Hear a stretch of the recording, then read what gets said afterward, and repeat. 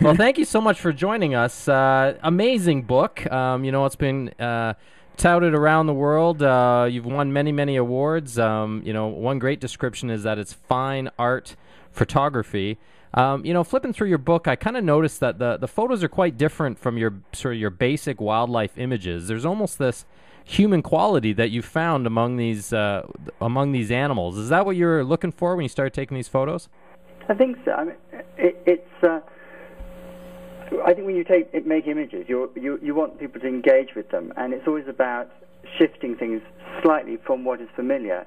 So the danger is if you take pictures in a familiar context, maybe like someone's sitting room or out playing with the ball, you've got to be mindful that you can often clock out. And I want to look at certain ideas, and I want those pictures to draw people in and keep them sort of wandering through the picture, you might say.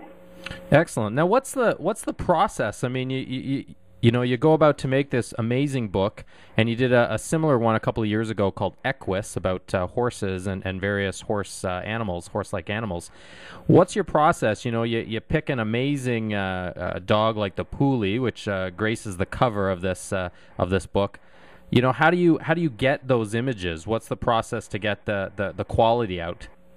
Well, I think that photography, if I sort of step back into photography as a medium, I think that it's very interesting when it sort of raises questions or gives understanding.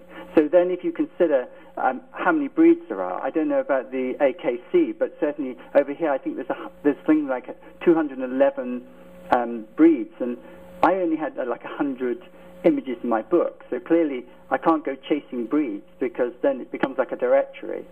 So what I want to do is to step back and really sort of look at the dog, because my interest is in animals. Look at the dog as a way of kind of exploring our relationship to animals.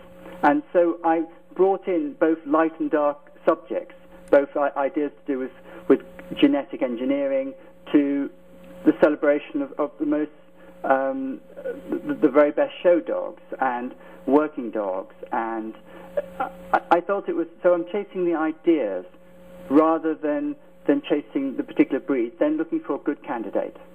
Yeah, Tim, I got a question for you. Now, I'm a musician myself. I'm a singer-songwriter. So I really appreciate the art that you put forward. Now, one of the questions that I have is that everybody always says to me, they say, Aaron, basically after you do your album, what one song represents you the most?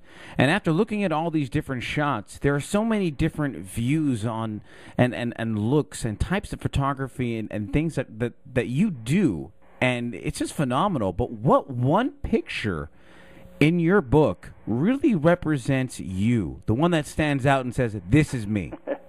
Well, that's very difficult. I mean, because, when I produce images, it's two-sided. What I want is something that has almost a poetic space that allows people to find certain aspects of their own journey.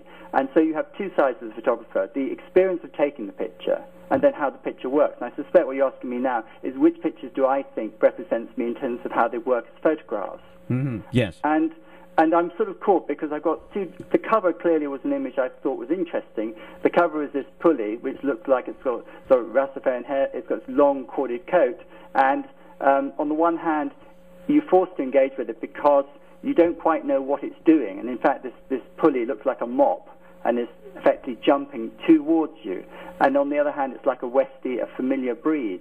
Yeah. And it's got a cuteness. And I think that that for me, that's one of the ones I feel works particularly well, for me anyway. It's obviously difficult to be my own judge. And then there are other ones, like there's a picture of a Springer Spaniel, and it's in this location where the pheasants are flying up, and it's like a traditional painting. I feel that they've worked for different reasons, but I think ultimately I can never be a very good judge of what it is.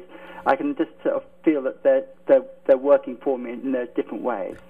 And you know what? I agree with you. It's hard to judge your own material, especially as an artist. And the one picture that I think that stands out for me, the one that every time I look at the book I'm always looking back at, is the picture of the husky's eyes. Yes, and I think, the huskies, I love the huskies. I went to Iceland to do those.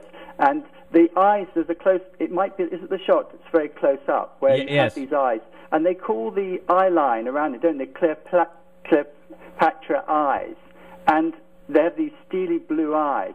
And I must say that I really did find them. I went to Iceland to photograph them because obviously cold climate, you get better condition of coat. and the joy of seeing how they move through the snow is just extraordinary. And the way they howl when they're, the owner was explaining how when they feed them in the morning, they're howling.